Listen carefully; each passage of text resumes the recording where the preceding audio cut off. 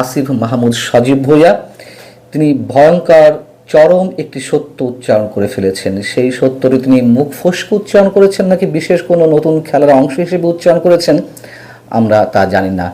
সেই চরম সত্যটি হচ্ছে তিনি বলেছেন যে অন্তর্বর্তী সরকার অর্থাৎ ডক্টর ইউনূসের সরকার যেন 2029 সাল পর্যন্ত ক্ষমতায় থাকতে পারে ডিপ স্টেট এমন একটা স্ট্র্যাটেজি সাজিয়ে দিয়েছিল।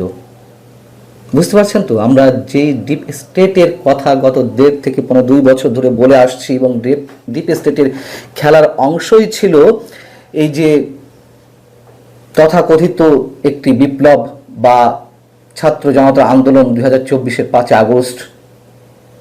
সেটির পিছনে কারা কাজ করছিল, কারা খেলছিল, কাদের খেলার অংশ হিসেবে সে সফল হয়েছে, আমরা সেই সব কথা তো এতদিন ধরে বলে এসেছি। এখন সেই কথা খোদ সেই আন্দোলনের সামনের সারির একজন ছাত্র সমন্বয়কের মুখ থেকে বের হলো।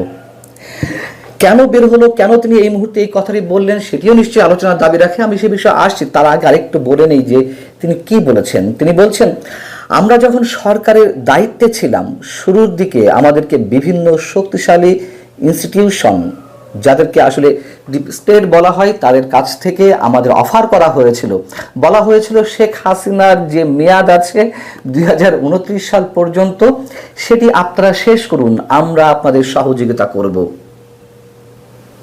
একটু আগে বলছিলাম যে এই আন্দোলন ছিল, শেখ হাসিনা সরকারের পরিবর্তন অবশ্যই দরকার ছিল, কিন্তু যেই প্রক্রিয়ায় পতনটি ঘটানো হয়েছে সেই প্রক্রিয়ার পেছনে কাদের খেলা ছিল। এবং ডক্টর ইউনূস সরকারেরই তো ডিপ স্টেটের অংশ। তারা থাকতে চেয়েছিল আরো কয়েক বছর, কিন্তু সেনাবাহিনী এবং বিএনপির নির্বাচনের জন্য যে প্রবল দাবি, তার মুখে শেষ পর্যন্ত তারা পারেনি। শুধু সেনাবাহিনী কিংবা বিএনপি সহ কিছু রাজনৈতিক দলের দাবি কেবল নয়, আমাদের মতন ক্ষুদ্র কিছু মানুষ মুহুর্মুহু এই আশঙ্কা তো প্রকাশ করে আসছিলাম যে ডক্টর ইউনূস নির্বাচন দিবেন না সহজে, কিন্তু শেষমেশ তারা পারেননি। অনেক বিষয় তাদের গোমর ফাঁক আমরা করে দিয়েছিলাম বলেই। এখন প্রমাণ হিসেবে আপনারা ধরতে পারেন যে শেখ হাসিনা আরো 4.5 বছর ক্ষমতা থাকতেন। 2024-এর 7 জানুয়ারি নির্বাচন হলো, আগস্টের 5 তারিখে শেখ হাসিনার সরকারের পতন হলো। বাকি সময়টা যে ডক্টর ইউনূস সরকার থাকতে চাই সেটিও মুখ ফসকে বলে ফেলেছিলেন। আপনাদের নিশ্চয় মনে আছে, সাবেক ধর্ম উপদেষ্টা মোহাম্মদ খালিদ হোসেন তিনি বলেছিলেন যে আওয়ামী লীগ সরকারের অবশিষ্ট সময় আমরা ক্ষমতায় থাকতে চাই। কেন এই কথা বলেছিলেন? নিশ্চয়ই তার যুক্তিসঙ্গত, নিশ্চয় তার পেছনে কারণ ছিল। ঈদের জামাত সহ বিভিন্নভাবে মানুষের একটা অংশের মুখ থেকে একটা রব তোলা হয়েছিল যে আমরা ডক্টর ইউনূসকে আরো 5 বছর ক্ষমতায় থাকতে চাই। তখনই আমরা আশঙ্কা প্রকাশ করেছিলাম যে কি হতে যাচ্ছে, কি করতে চান ডক্টর ইউনূস বা তার উপদেষ্টা পরিষদ। এবং এই নির্বাচন না হওয়ার জন্য অনেকে বলছেন বা বলে আসছেন যে ইনকলাব মঞ্চের সাবেক আহ্বায়ক শরীফ ওসমান হাদিকে হত্যা করা হয়েছিল পূর্ব পরিকল্পনা অংশ হিসেবে, যাতে ইউনূস সরকারের সময় তুমুল একটা অস্থিতিশীল পরিবেশ সৃষ্টি করে নতুন আরেকটি বিপ্লবী সরকার গঠন করা যায়। সেই পরিকল্পনার পেছনে কারা ছিল সেটিও নিশ্চয়ই আমরা জানি। এর আগে আমি অনেকবার এই বিষয়ে কথা বলেছি। এবং বাংলাদেশের মধ্য দিয়ে মিয়ানমারকে কথিত করিডর দেওয়ার বিষয়ে যে একটি দৌড়ঝাঁপ শুরু হয়েছিল ইউনূস সরকারের পক্ষ থেকে, আজকে যিনি পররাষ্ট্রমন্ত্রী ডক্টর ইউনূস সরকারের নিরাপত্তা উপদেষ্টা ছিলেন, তার মাধ্যমে এই কাজগুলো চলছিল, এটা তো ওপেন সিক্রেট। এবং একই সঙ্গে আমাদের চট্টগ্রাম বন্দর সহ বিভিন্ন বন্দর বিদেশি শক্তির হাতে তুলে দেওয়ার যে একটি বিষয়, ডিপ স্টেটের খেলার বা তাদের দাবি অনুযায়ী, সেই বিষয়গুলো তো আমরা জানি। সেগুলো তো একটা সময় বন্ধ হয়েছে, যদিও চট্টগ্রামের নিউ মুরিং টার্মিনাল সহ আরো কয়েকটি বন্দর বিদেশিদের হাতে তুলে দেওয়া হয়েছে, দিতে পেরেছে অন্তত ইউনূস সরকার। আপনারা একটু মনে করিয়ে দিই যে শেখ হাসিনা তার শেষ সময় এসে এমন একটি মন্তব্য করেছিলেন যে মিয়ানমার এবং চট্টগ্রামের কিছু অংশ মিলে পূর্ব তিমুরের মতন একটি খ্রিস্টান রাষ্ট্র গঠন করতে চায় পশ্চিমারা। যদি তাদেরকে বন্দর দেওয়া হয়, যদি তাদের কথা অনুযায়ী আরও অনেক কিছু করা হয়, তাহলে তিনি পাকাপোক্তভাবে ক্ষমতা থাকতে পারবেন, এই কথা তো বলেছিলেন। এবং তার সেই কথা তো এখন অনেকাংশে সত্য বলে প্রমাণিত হচ্ছে। আমরা জানি যে কয়েকদিন আগে দিল্লি থেকে যুক্তরাষ্ট্রের ভাড়াটে সন্ত্রাসী হিসেবে একজনকে এবং ইউক্রেনের আরও 6 নাগরিককে আটক করা হলো, যেখানে ভারতের গোয়েন্দারা বলছেন যে তারা মিয়ানমারের বিদ্রোহী গোষ্ঠীর কাছে বিপুল পরিমাণ ড্রোন সহ অন্যান্য যুদ্ধ সরঞ্জাম তারা সরবরাহ করে আসছিল এবং তাদের একটি অংশ রয়েছে, যে পরিকল্পনা রয়েছে একটা খ্রিস্টান রাষ্ট্র তৈরি করার। এবং সেটিকে কেন্দ্র করে শেখ হাসিনা সেই বক্তব্য নিয়ে গত কয়েকদিন আগে ভারতের বিভিন্ন গণমাধ্যমে এটি ব্যাপকভাবে এলো এই প্রসঙ্গটি। এবং সেসব জায়গা থেকে এখন প্রশ্ন উঠতে পারে, তাহলে আসিফ মাহমুদ সজীব ভুঁইয়া কেন নিজের মুখ থেকে এখন ডিপ স্টেটের বিষয়ে নানান কিছু ফাঁস করছেন?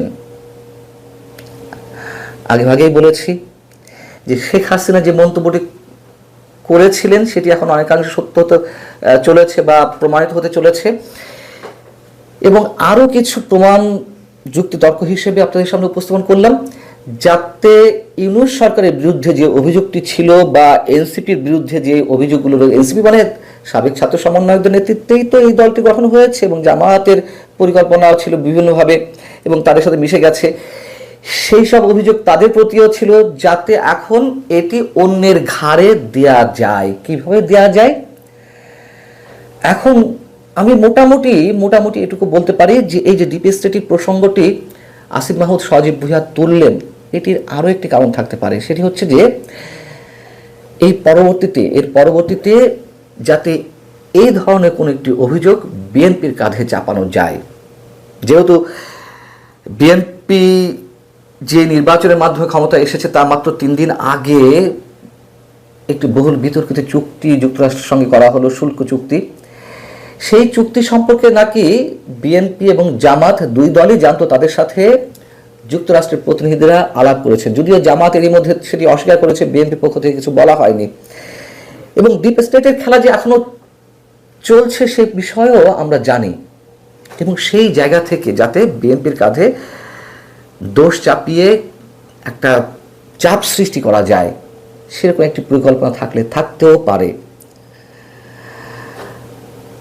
অতএব এটুকু নিশ্চিত করে বলা যায় যে ডিপ স্টেটের খেলা কতটা ছিল এবং আগামীতেও যে আসবে বা এখনো চলছে সে সম্পর্কে আমরা মোটামুটি নিশ্চিত। আরেকটি বিষয় এই আলোচনার সাথে একটু করতে চাই। আপনারা জানেন যে আমাদের মহান স্বাধীনতা দিবস উপলক্ষে সাভার জাতীয় স্মৃতিসৌধে অনেকেই শ্রদ্ধা জানাতে গেছেন, বিভিন্ন রাজনৈতিক দল থেকে শুরু করে বিভিন্ন সংগঠন বা সাধারণ মানুষের পক্ষ থেকে পুষ্পস্তবক অর্পণ করা হয়েছে, শ্রদ্ধাঞ্জলি নিবেদন করা হয়েছে শহীদদের উদ্দেশ্যে। সেই জায়গা থেকে জয় বাংলা জয় বঙ্গবন্ধু স্লোগান দেওয়ার অপরাধে এক শিশুসহ 2 নারীকে আটক করা হয়েছে। আমাদেরকে কেন এই চিত্র এখনো দেখতে হবে? জয় বাংলা স্লোগান, যে জয় বাংলা স্লোগানের মধ্য দিয়ে মুক্তিযুদ্ধের সব কিছু সংগঠিত হলো এবং আমরা একটি স্বাধীন সার্বভৌম রাষ্ট্র পেলাম, 55 বছর পরে এসে সেই জয় বাংলা সব স্লোগান উচ্চারণ করা যাবে না? এটি তো আমরা ডক্টর ইউনূস সরকারের সময় দেখেছি। তারা তো স্বাধীনতা বিরোধী শক্তিদের সমন্বয়ে পরিচালিত হচ্ছিল। কেন এখন একটি নির্বাচিত সরকার, বিএনপি সরকারের অধীনেও আমাদেরকে এই জিনিসগুলো দেখতে হবে? আর যদি কেউ বলেন বা যদি তারা বলে থাকে যারা আটক হয়েছেন তারা আওয়ামী লীগের পক্ষ থেকে ফুল দিতে গিয়েছিলেন, অপরাধটা কি? আওয়ামী লীগের রাজনৈতিক কার্যক্রম নিষিদ্ধ, কোনো সামাজিক কর্মসূচি আওয়ামী লীগের পক্ষ থেকে কোনো সাধারণ মানুষ শহীদদের উদ্দেশ্যে ফুল দিতে পারবেন না, তা তো হতে পারে না। বঙ্গবন্ধু 32 নম্বরে কেউ শ্রদ্ধা জানাতে পারবেন না, তা তো হতে পারে না। এবং আমার কেন যেন মনে হচ্ছে যে স্বাধীনতা বিরোধী শক্তির একটি বিশাল অংশ এই সরকারের মধ্যেও ঘাপটি মেরে রয়েছে, বিশেষ করে পুলিশ প্রশাসনের মধ্যে। তারা ইচ্ছাকৃতভাবে এই কাজগুলো করছে বিএনপিকে বিতর্কিত করতে অথবা বিপদে ফেলতে। আর যদি সত্যিই বিএনপির পক্ষ থেকে এই ধরনের কোনো গ্রিন সিগন্যাল থেকে থাকে, আমি যদিও এই মুহূর্তে সেটা বিশ্বাস করতে চাই না, যদিও এই ধরনের বিতর্কিত কর্মকাণ্ড গত 1 মাসে অনেকগুলো হয়েছে, তারপরেও আমরা বিএনপির প্রতি আস্থা রাখতে চাই, মুক্তিযুদ্ধের প্রতি তারা মুক্তিযুদ্ধের আদর্শের প্রতি তারা অবিচল। শুধুমাত্র রাজনৈতিক জায়গা থেকে রাজনৈতিক প্রতিপক্ষ হিসেবে আওয়ামী লীগের নেতাকর্মীদের বিরুদ্ধে অথবা জয় বাংলা স্লোগান দেওয়ার অপরাধে নিশ্চয় তারা এই ধরনের কোনো স্টিম রোলার চালাবে না। আমি এখনো পর্যন্ত বিশ্বাস করতে চাই,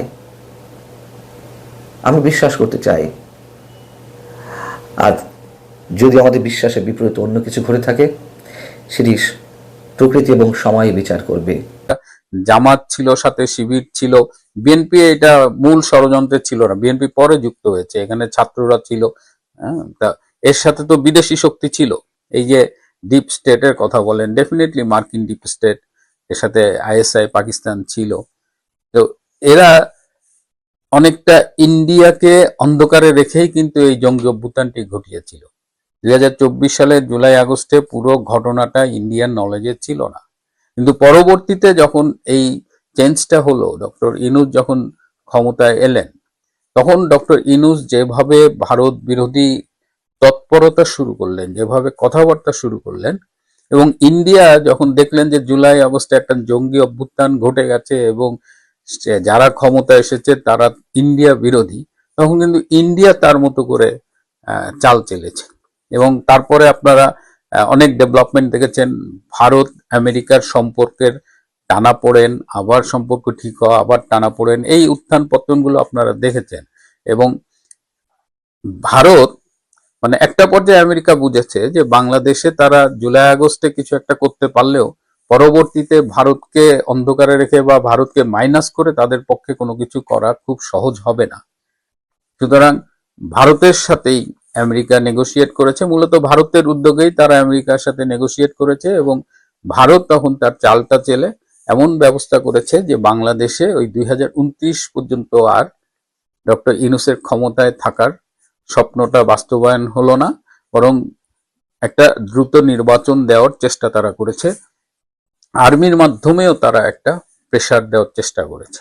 এখন আর্মি বিশেষ করে ওয়াকার, সে আবার জামাতের পক্ষে, কিন্তু সে নির্বাচন চেয়েছিল, কারণ সে বিশ্বাস করত যে নির্বাচন হলে জামাত ক্ষমতায় আসবে, সে ইউনূসের চাইতে ক্ষমতায় জামাতকে দেখতে বেশি আগ্রহী ছিল।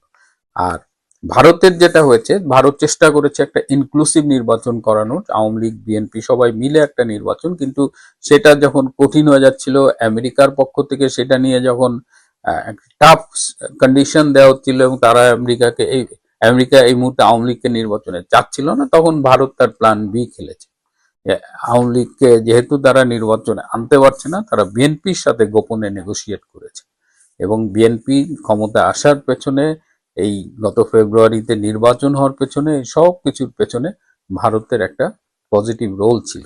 এবং ইউনূসের কিছু উপদেষ্টা, এই যে রেজওয়ানা হাসান, আদিলুর রহমান শুভ্র, আসিফ নজরুল, ফজল কবির, এরা কিন্তু একদম শেষ মুহূর্ত পর্যন্ত নির্বাচন ভণ্ডুল করার জন্য চেষ্টা করেছে। এবার যেটা বললাম যে 8ই ফেব্রুয়ারি তারা সর্বশেষ চেষ্টা করেছিল যেন নির্বাচনটি 12ই ফেব্রুয়ারি না হয়, এবং তখন আমরা কিন্তু বারবার বলছিলাম নির্বাচন হবে কিনা এটা নিয়ে সংশয় ছিল। সুতরাং আসিফ মাহমুদরা, তারা ক্ষমতায় থাকতে চেয়েছিল, তারা থাকতে পারেনি, তারা ক্ষমতা থেকে চলে যেতে বাধ্য হয়েছে, নির্বাচন দিতে বাধ্য হয়েছে।